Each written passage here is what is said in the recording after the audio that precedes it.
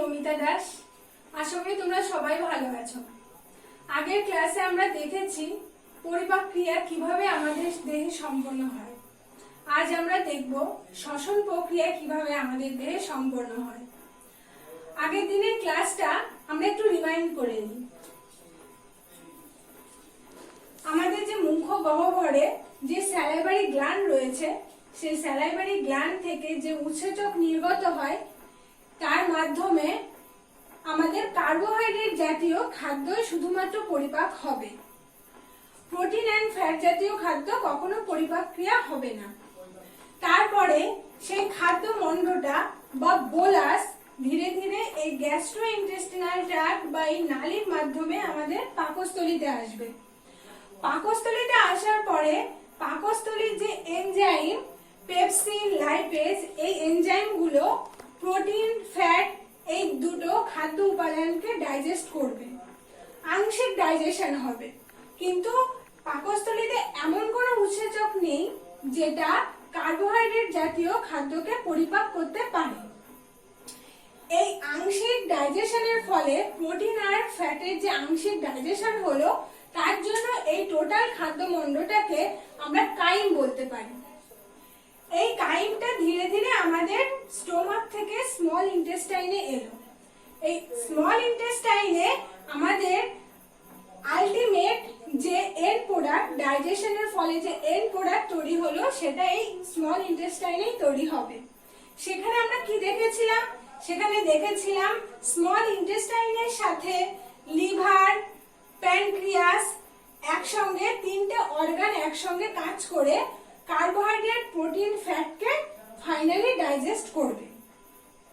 তো আজ আমরা দেখব এই ডাইজেস্টেড এন্ড প্রোডাক্টটা কিভাবে আমাদের শোষিত হবে, রক্তে শোষণ ক্রিয়া সম্পন্ন হবে। তো সবার প্রথমে আমরা দেখি এই যে স্মল ইন্টেস্টাইনে মেইনলি কার্বোহাইড্রেট, প্রোটিন, ফ্যাট জাতীয় খাদ্যের শ্বসন ক্রিয়া বা অ্যাবজর্পশন হবে। আর পাকস্থলীতে কার্বোহাইড্রেট, প্রোটিন, ফ্যাট জাতীয় খাদ্য কখনো অ্যাবজর্ব হয় না। পাকস্থলীতে শুধুমাত্র জল, অ্যালকোহল, স্যালাইন এইসব জাতীয় উপাদানই পাকস্থলীতে ব্যাপন ক্রিয়ায় শোষিত হয়। ঠিক আছে, রক্তের মধ্যে শোষিত হয়। তো আমরা কি দেখছি, এই যে স্মল ইন্টেস্টাইন, এটাকে যদি আমরা বড় করে বা মাইক্রোস্কোপে দেখি, তাহলে আমরা দেখতে পারবো এই স্মল ইন্টেস্টাইনের যে প্রাচীরে অসংখ্য এই রকম ফিঙ্গার লাইক প্রজেকশন দেখা যায়। আঙুলের মতো ফিঙ্গার লাইক প্রজেকশন দেখা যায়। এই অসংখ্য এই ফিঙ্গার লাইক প্রজেকশনকে আমরা বলি ভিলাই। একসাথে একত্রে প্রায় 50 লক্ষ ভিলাই স্মল ইন্টেস্টাইনে অবস্থান করে। তো একসাথে আমরা এটাকে বলছি ভিলাই। আর এই এই ভিলাইয়ের এক একটাকে আমরা বলছি ভিলাস। ঠিক আছে, এই ভিলাসটা কিভাবে গঠিত আমরা এবার দেখি। এই ভিলাস, আমরা একটার গঠন দেখাচ্ছি, এই একটার গঠন দেখলে সবকটার গঠন এই একই প্রকারের।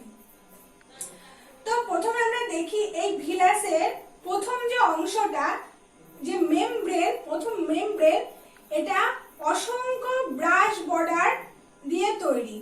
এই যে দেখতে পাচ্ছ অসংখ্য ব্রাশ বর্ডার, তো এটাকে আমরা বলছি মাইক্রোভিলাই। তো ভিলাসের মধ্যে এক একটাকে তো ভিলাস বলছি। এই ভিলাসের যে একদম প্রথম পার্ট, প্রথম মেমব্রেনে আমাদের মাইক্রোভিলাই অবস্থান করে। এই মাইক্রোভিলাইয়ের মাধ্যমে আমাদের যেগুলো খাদ্যের যে মলিকিউল গুলো, সেইগুলো আমাদের রক্তে শোষিত হয়। তো মাইক্রোভিলাইয়ের পরের যে পার্ট, সেটা হচ্ছে আমাদের অসংখ্য সেল উপস্থিত থাকে। এই সেলগুলোকে আমরা এন্টেরোসাইট, এপিথেলিয়াম সেল বলছি। ঠিক আছে, এই অসংখ্য সেল থাকে। এই সেলের পরের অংশে থাকছে কি ব্লাড ক্যাপিলারি, যেটা শিরা আর ধমনী নিয়ে তৈরি। শিরা এবং ধমনী নিয়ে এই ব্লাড ক্যাপিলারিটা তৈরি। ঠিক আছে, নেক্সট পার্ট আসছে আমাদের এই যে অংশটা, এই অংশটাকে আমরা বলছি ল্যাকটিয়াল।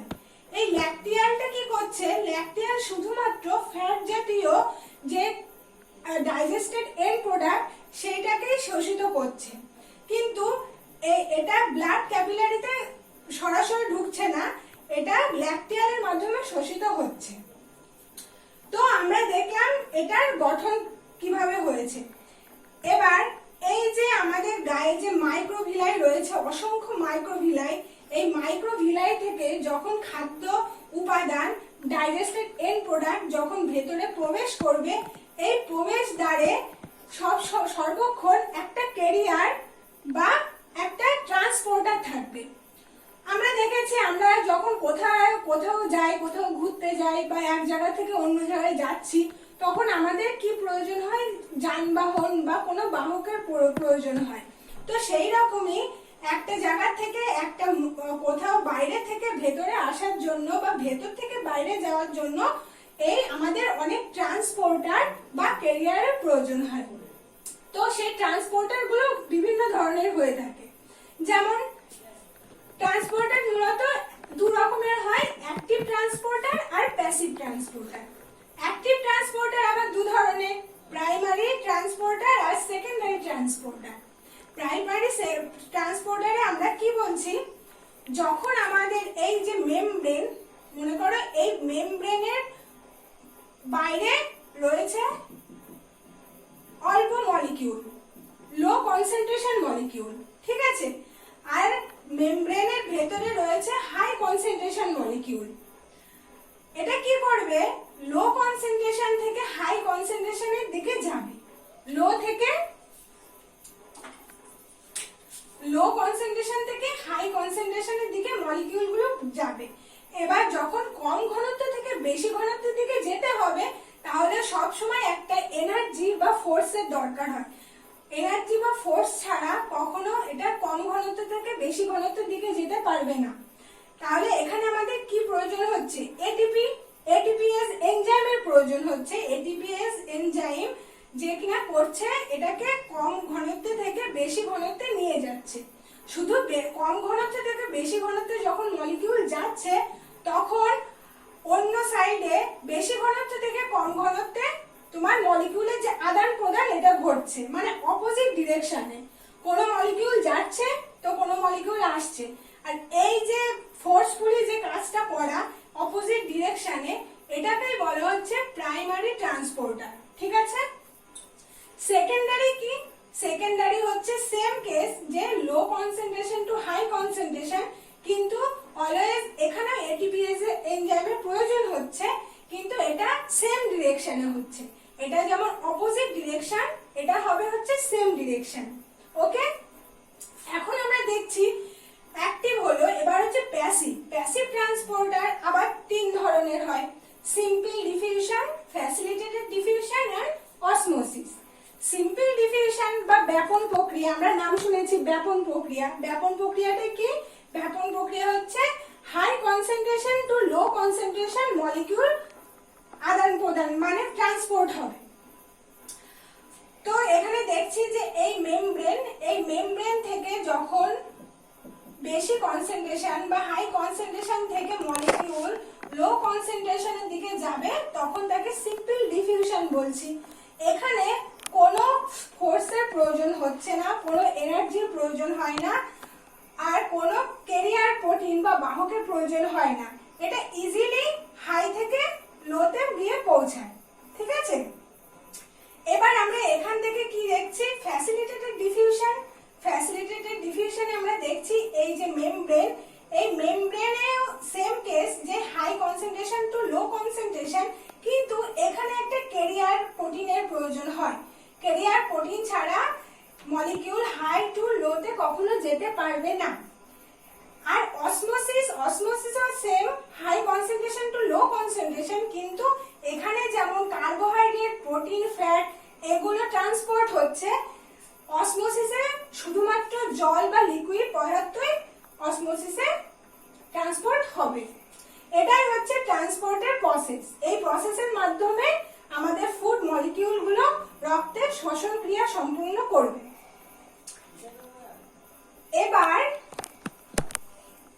এবার আমরা দেখব এই যে মাইক্রোভিলাইয়ের মধ্য দিয়ে যে শ্বসন প্রক্রিয়াটা সম্পন্ন হলো, সেটা আমরা এখানে দেখছি। এটাকে আমি এই অ্যাঙ্গেলে আঁকছি।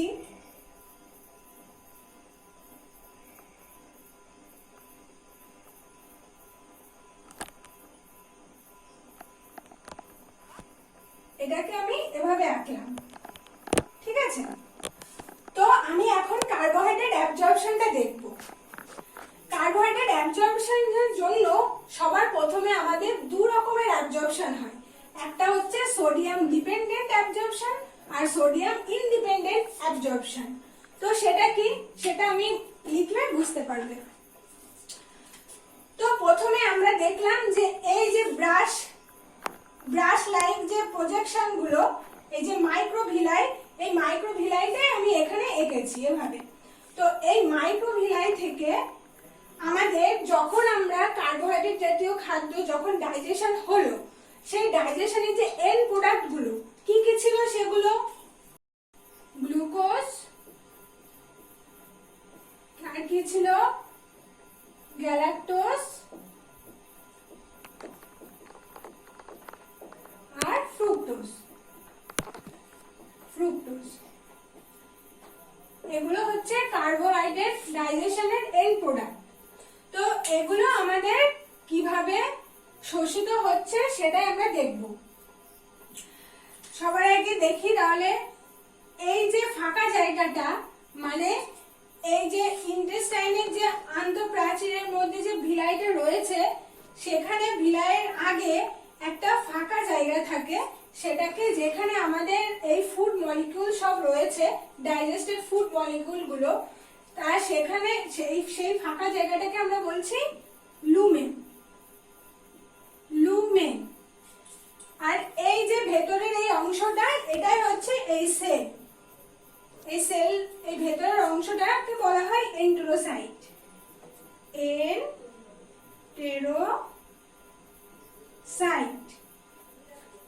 লাস্টের অংশটা হচ্ছে আমাদের ক্যাপিলারি, এটাকে বলছি আমরা ব্লাড ক্যাপিলারি।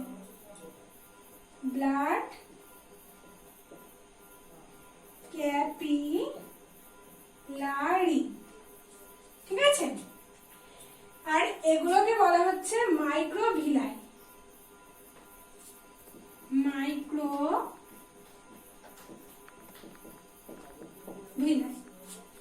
এবার কি হচ্ছে, প্রথমে আমরা দেখি এই গ্লুকোজ আর গ্যালাক্টোজ একই প্রক্রিয়ায় আমাদের অ্যাবজর্পশন হচ্ছে। কিভাবে হচ্ছে? ফার্স্টলি আমরা দেখি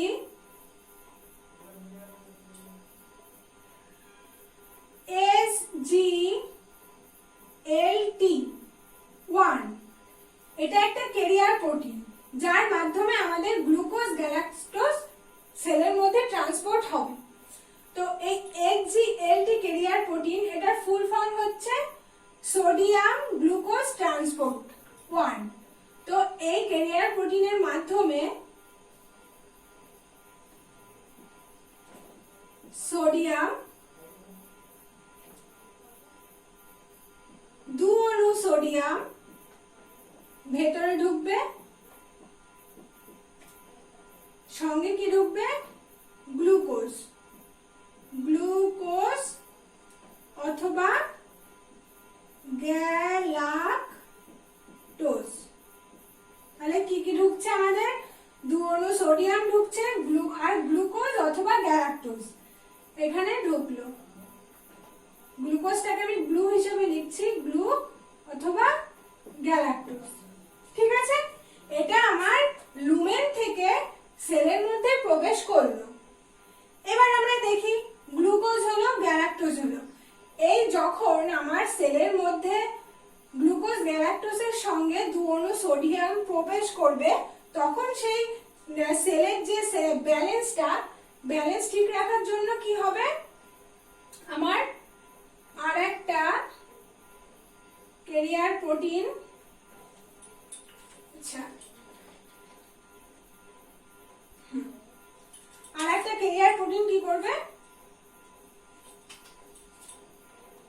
এই ক্যারিয়ার প্রোটিনটাকে আমরা বলছি ATPase এনজাইম। ATPase এনজাইমের মাধ্যমে আমার এই দু অণু গ্লুকোজের সঙ্গে সেলের ভিতর থাকা আরেক অণু গ্লুকোজ, টোটাল 3 অণু গ্লুকোজ আমার ক্যাপিলারির মধ্যে প্রবেশ করবে। আর সঙ্গে সঙ্গে আমার 2 অণু পটাশিয়াম সেলের ভেতর ঢুকবে ব্যালেন্স ঠিক রাখার জন্য। আর এই প্রক্রিয়াটা কিভাবে হবে? এটিপিএস এনজাইমের মাধ্যমে। ঠিক আছে, তাহলে আমরা দেখলাম সোডিয়াম আর গ্লুকোজ অথবা গ্যালাক্টোজ আমাদের এইচজিএলটি মানে সোডিয়াম গ্লুকোজ ট্রান্সপোর্টারের মাধ্যমে আমাদের সেলের ভিতর প্রবেশ করলো। এবার সেই সেলের ভিতর প্রবেশ করে সেলের মধ্যে থাকা সোডিয়াম আর লুমেন থেকে আসা সোডিয়াম একত্রিত হয়ে 3 অণু সোডিয়াম আমার সেলের বাইরে বেরিয়ে গেল। আর 2 অণু পটাশিয়াম এই এটিপিএস এনজাইমের মাধ্যমে সেলের ভেতর প্রবেশ করলো। তো এই যে আমার এই প্রসেসটাকে আমরা কিভাবে দেখো, আমরা মনে করে দেখো, এই যে ডিরেকশন, এই অপোজিট ডিরেকশনে যে যাচ্ছে এটাকে আমরা কি বলছি? এই যে অপোজিট ডিরেকশন, এটা হচ্ছে প্রাইমারি ট্রান্সপোর্ট, অ্যাক্টিভ ট্রান্সপোর্টের একটা ভাগ। মানে এটা আমাদের অ্যাক্টিভ ট্রান্সপোর্ট হচ্ছে, তাই তো? প্রাইমারি ট্রান্সপোর্টই তো অ্যাক্টিভ ট্রান্সপোর্টের ভাগ। তো সেখানে আমরা লিখতে পারি এটি অ্যাক্টিভ ট্রান্সপোর্ট হচ্ছে। এটা তোমাদের বোঝার জন্য লিখলাম, তোমরা ফুল ফর্মে লিখতে পারো। আমি লিখে দিচ্ছি ফুল ফর্মে। এটা অ্যাক্টিভ ট্রান্সপোর্ট। ঠিক আছে, তো তাহলে এটা আমাদের অ্যাক্টিভ ট্রান্সপোর্ট। আর এটা কি হচ্ছে? এটাও একই কেস, এটাও সেম ডিরেকশনে যাচ্ছে। তো এটা সেম ডিরেকশনে যাচ্ছে, এটাও সেকেন্ডারি ট্রান্সপোর্টার, এটাও আমাদের অ্যাক্টিভ ট্রান্সপোর্ট। Active transport. ঠিক আছে, হলো। এবার দেখো, তাহলে আমাদের গ্লুকোজ গ্যালাক্টোজ আমাদের ব্লাড ক্যাপিলারিতে চলে গেল, সরি গ্লুকোজ গ্যালাক্টোজ সেলের মধ্যে গেল আর সোডিয়াম সেলের বাইরে বেরিয়ে গেল। এবার দেখি আমরা, আমাদের বাকি আছে ফ্রুক্টোজ। ফ্রুক্টোজ কি করবে? ফ্রুক্টোজ এর ক্যারিয়ার প্রোটিনটার নাম কি? Glute, GLUT, glute 5। এই গ্লুট 5 বা গ্লুকোজ ট্রান্সপোর্টার যেটা, এই গ্লুট 5 এর মাধ্যমে ফ্রুক্টোজ লুমেন থেকে সেলের মধ্যে প্রবেশ করবে। ঠিক আছে, ফ্রুক্টোজ লুমেন থেকে সেলের মধ্যে প্রবেশ করলো গ্লুট 5 যে ক্যারিয়ার প্রোটিনের মাধ্যমে। ঠিক আছে, তো এই যে ট্রান্সপোর্টটা, এটাকে আমরা কি বলছি দেখো ভালো করে। এই ট্রান্সপোর্টটা কিভাবে কোন পদ্ধতির সঙ্গে মিশছে? ফ্যাসিলিটেটেড ডিফিউশনে কি হচ্ছে? এই যে একটাই ডিরেকশনে একই টাইপের মলিকিউল বেশি ঘনত্ব থেকে কম ঘনত্বের দিকে যাচ্ছে ক্যারিয়ার প্রোটিনের সাহায্যে। তো আমরা এটাকে বলতে পারি ফ্যাসিলিটেটেড ডিফিউশন। Facilitated diffusion. ঠিক আছে, তো আমরা ফ্রুক্টোজ আমাদের সেলের ভেতর ঢুকলো, আমাদের গ্লুকোজ সেলের ভেতর ঢুকলো। এবার এই সেল থেকে তো আমাদের মেইনলি আমাদের অ্যাবজর্পশন এই ব্লাড ক্যাপিলারিতে হবে। তো এবার কি করবে দেখো, ইন্টারেস্টিং, এই যে গ্লুকোজ আর গ্যালাক্টোজ আর ফ্রুক্টোজ এদের ক্যারিয়ার প্রোটিন একটাই, যেটাকে আমরা বলছি গ্লুট 2। এই গ্লুট 2 এর মাধ্যমে কি হচ্ছে আমাদের এই ফ্রুক্টোজ, তারপরে এই গ্লুকোজ আর গ্যালাক্টোজ, এখানেই লিখে দিচ্ছি total glucose, glucose, galactose, galactose আর ফ্রুক্টোজ। গ্লুকোজ, গ্যালাক্টোজ, ফ্রুক্টোজ এই তিনটেই আমার এই গ্লুট 2 এর মাধ্যমে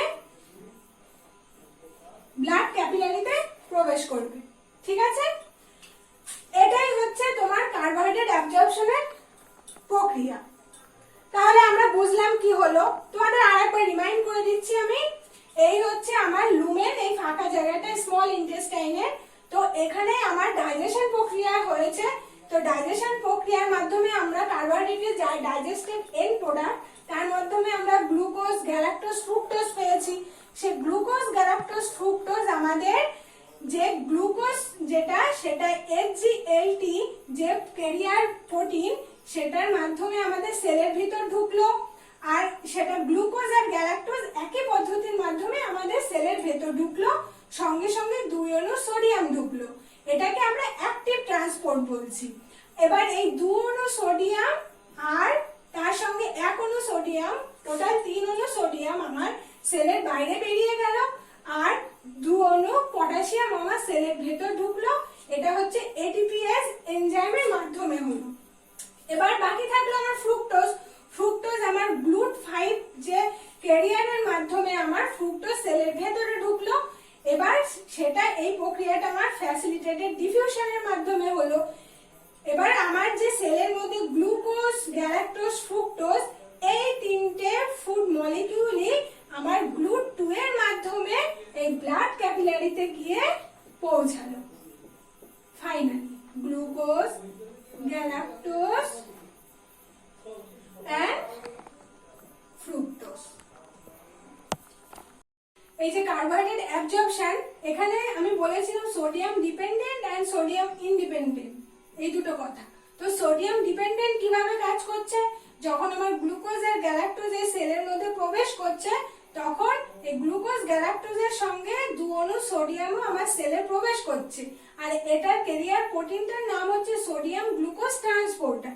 তো এই কারণে এটাকে বলা হচ্ছে, এই প্রক্রিয়া বা প্রসেসটাকে আমরা সোডিয়াম ডিপেন্ডেন্ট ট্রান্সপোর্ট বলছি। ঠিক আছে। আর যখন ফ্রুক্টোজ আমার সেলের মধ্যে যাচ্ছে, তখন আমার কোনো সোডিয়াম কাজে লাগছে না। তো সেই কারণে আমি একে সোডিয়াম ইন্ডিপেন্ডেন্ট ট্রান্সপোর্টার বলছি। ঠিক আছে। এটাই হচ্ছে টোটাল কার্বোহাইড্রেট অ্যাবজর্পশন। তোমাদের যদি এই নিয়ে আর কোনো কোয়ারিজ থাকে বা যা কিছু জানার থাকে, তোমরা আমাকে কমেন্ট বক্সে জানাতে পারো। আর যদি এরকম আরো ভিডিও তোমাদের দেখার ইচ্ছা থাকে, তাহলে প্লিজ সাবস্ক্রাইব করবে। Thank you.